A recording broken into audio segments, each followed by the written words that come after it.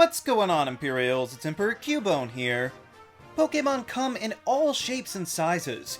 Some of them are more common in that they have counterparts in other regions, while certain Pokémon have highly specific characteristics that none of the others can have, such as unique moves. Some of these attributes make sense, but after a second glance, some others don't seem to match. In this, I mean to zero in on abilities that don't match certain Pokémon that can have them. Now obviously, signature abilities are mostly tailor-made for the Pokémon, even if there are sometimes outliers like Galarian Stunfisk that has no real advantage in the mimicry ability since it doesn't really benefit from any of the terrains. But most Pokémon have multiple possible abilities, so will have various overlaps with the rest of the monsters throughout the world. But every now and then you come across one that sounds a bit wrong even if it is silly, like how Sableye gets the Keen Eye ability. I know it's got eye right in the name, and I guess those gemstones are technically eyes, but they just don't seem very keen to me. However, that is fairly subjective. Probably the most common questionable ability choice is the fact that they put Levitate on Carnivine. Now obviously, Levitate is generally used for Pokémon that are clearly in the air, but not flying types. But Carnivine is just a plant.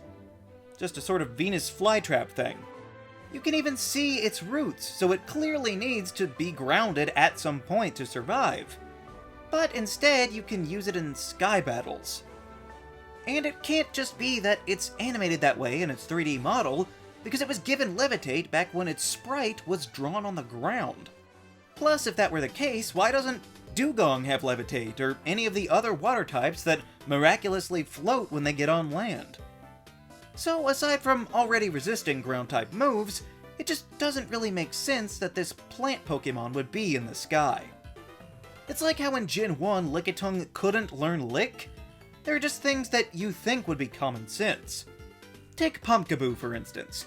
This little orb of a Halloween decoration can get the pickup ability. But as you might have noticed, it doesn't really have hands. I guess it could maybe grip things with its hair, but that's gross.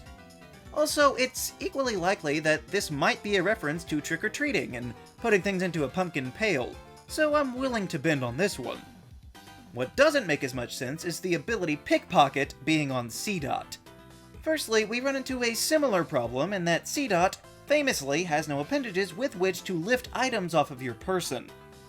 What, is it going to snag your wallet with one foot and then hop away?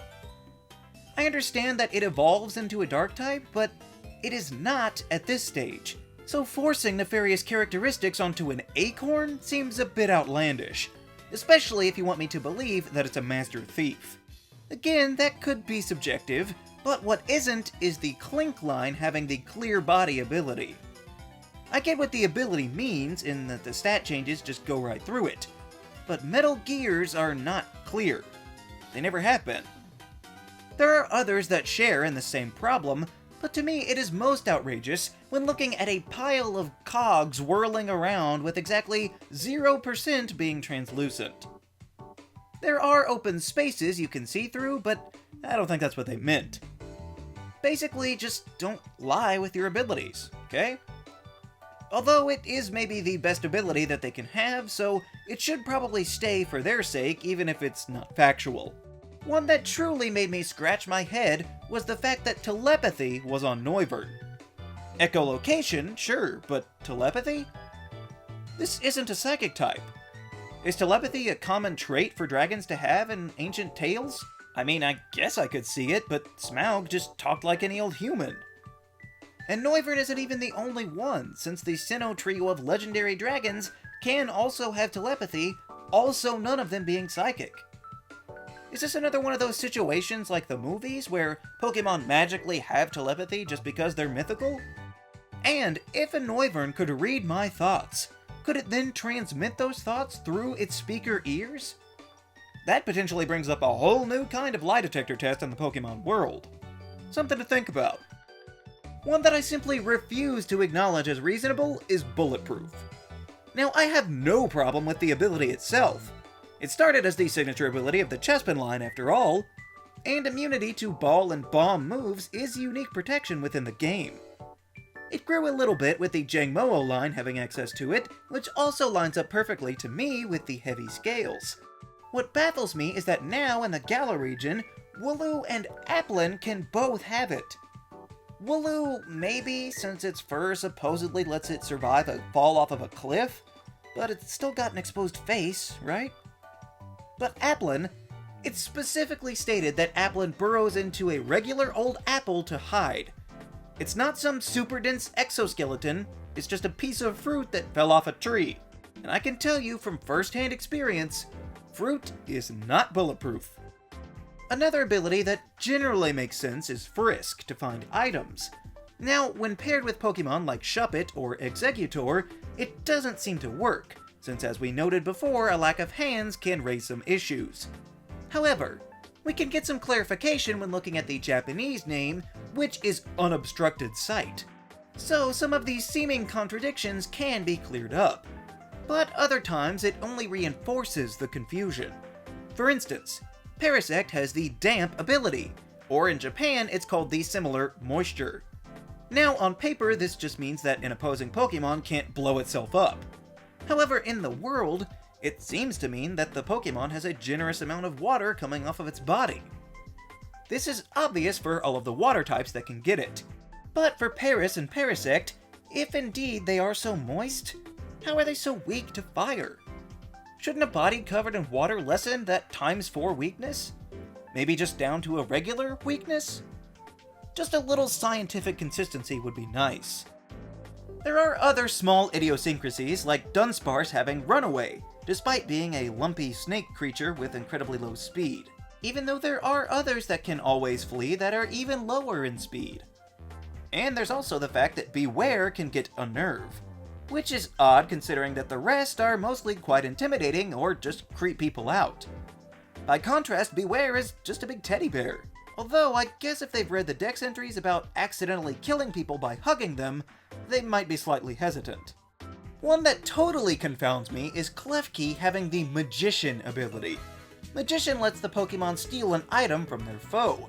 Which, to be fair, Klefki does steal keys, but the connotation is that it's done through some method of sorcery, or at least sleight of hand. The thing is, I know that Klefki is a fairy, but it's also a household object.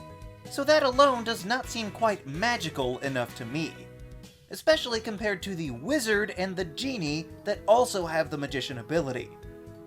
Basically, I would be fine with just about any other fairy being called magical, except for the one that I carry around in my pocket every single day. However, there is one that I've found that does actually make sense in lore, but in the actual context of the game, it's almost nonsensical. See, Nosepass, if you didn't pick Sturdy, has the Magnet Pull ability. Again, this fits perfectly with the Pokemon itself, since it has a magnetic field around its prominent compass nose. So bravo! The problem arises when it dawns on you that all this ability does is trap Steel types in the battle. And Nosepass is a pure Rock type, meaning it's weak to Steel types. Why would you want your Nosepass to trap one of its weaknesses? Sure, it can have coverage to try and fight back, but truthfully there's no advantage in forcing this stagnant rock face into a scenario where it is so ill-suited to win, as it is the only one to have the Magnet Pull ability that actively hinders the Pokemon. I guess you can always choose to switch Nosepass out, but you shouldn't have to craft a strategy around how your ability actively hurts your Pokemon. But that's just a silly look at some of the abilities I've found that don't quite line up with the Pokemon that get them. Again, maybe this is not as bad as, say, the erroneous egg groups, but I'm sure there are even more out there if you think about it long enough.